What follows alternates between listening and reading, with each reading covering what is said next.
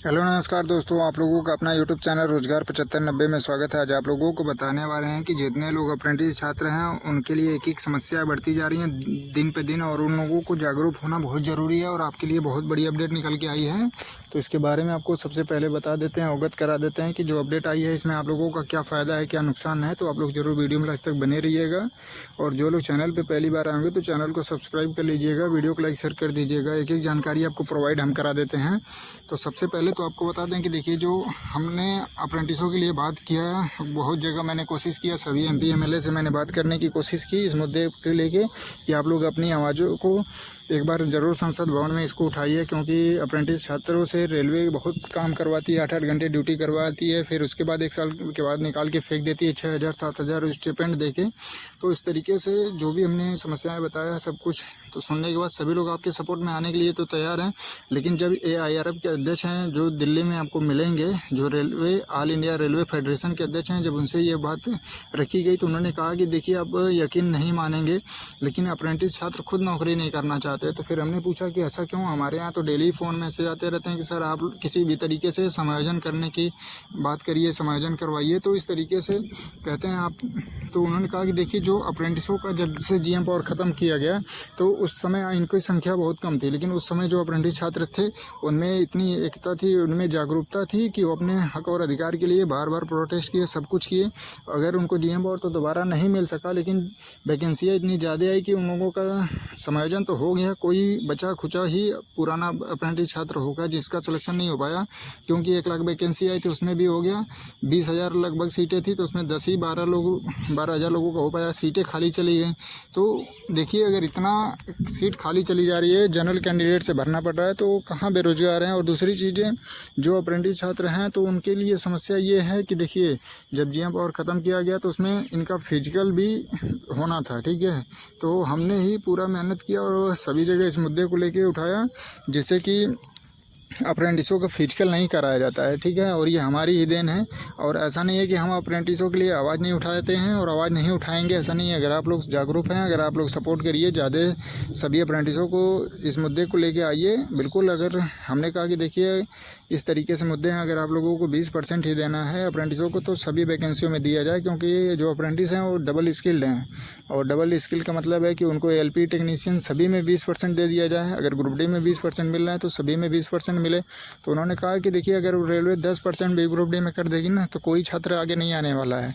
क्योंकि हाँ, बोल रहे थे कि जब हमने भी बार बार रेलवे को नोटिस दे रहे हैं कि 70,000 वैकेंसी करिए, 80,000 करिए, कोई छात्र नहीं निकल रहा है घरों से, ठीक है।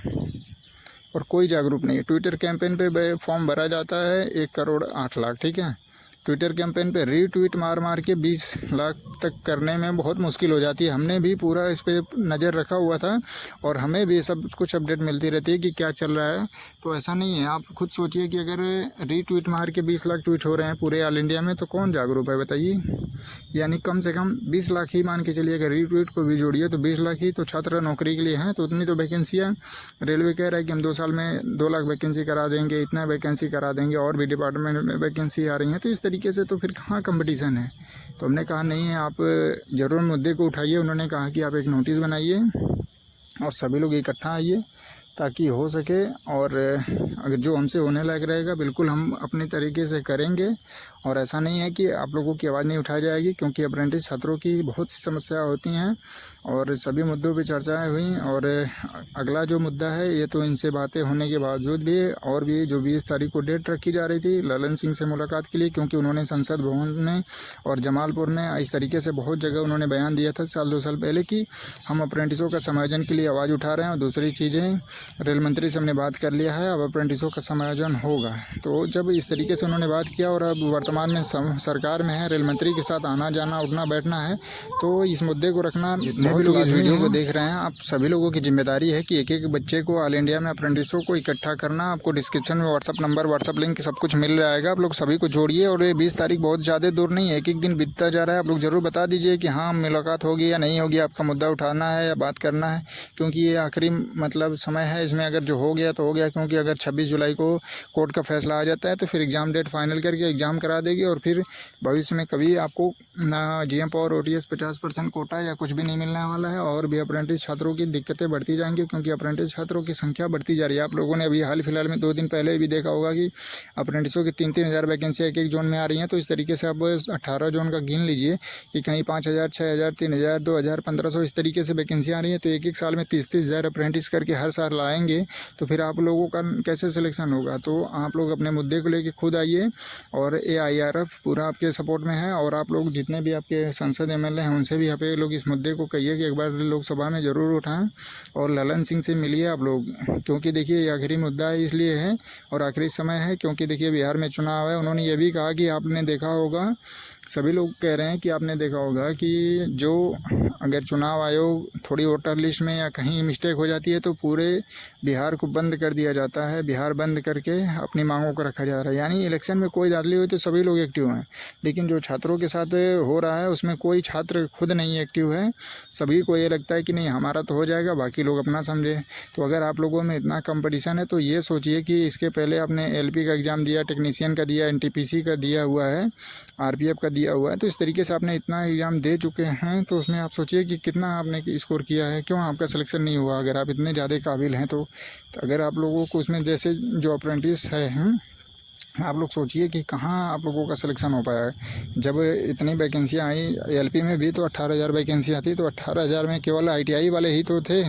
तो ITI वालों में ही आप लोग कंपटीशन करके नहीं अपनी सीटें ले पाए, ठीक है। तो इसमें भी 32,000 जो वैकेंसियाँ हैं तो 1 करोड़ फॉर्म पड़े हैं, ये भी तो देखिए। तो ये आप लोग समझ नहीं रहे हैं, जो चीज़ें हाथ से निकल जाएंगी तो फिर बाद में पछताने से कुछ नहीं होगा। तो सभी अप्रेंटिस अगर इस तरीके से लापरवाही करेंगे तो आपका ये मान के चलिए कि अगले साल जाते जाते या 1-2 वैकेंसी आते आते आपको ग्रुप डी में 10% देखने को मिलेगा। ऐसी मतलब अपडेट मिल रही है।